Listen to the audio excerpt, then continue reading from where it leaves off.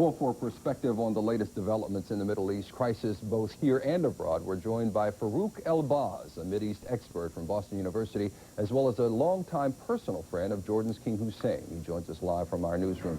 Mr. El-Baz, a lot of things developing today. First of all, let's start with King Hussein. Of course, he's in Kennebunkport today. What, in your judgment, is the best that we can hope from today's meeting? The president has been playing down this meeting, as you know. Yes, the best thing that we can hope for during this meeting is a potential resolution of the crisis through diplomatic means.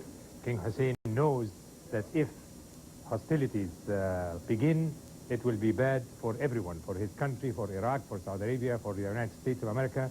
So he is really trying to think of a way out of the impasse that we have right now. We're told, of course, that President Bush is slightly miffed with King Hussein right now because of his close relationship with Saddam. Do you think that's going to play at all in terms of his credibility in today's meeting?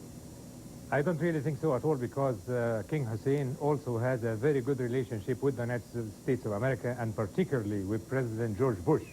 The two of them are friends from a long time, and I think the king knows exactly what President Bush wants.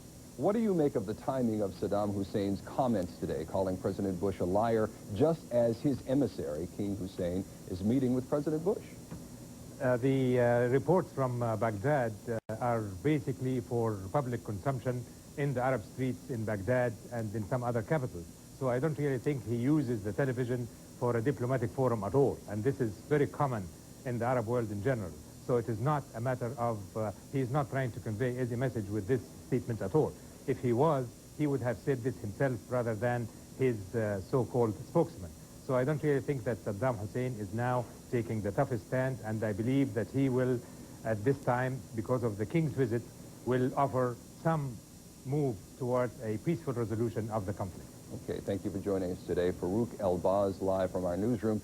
There is some good news out of the Middle East today. A respected newspaper in Beirut is reporting that all 14 Western hostages are being held in Lebanon, including 6 Americans.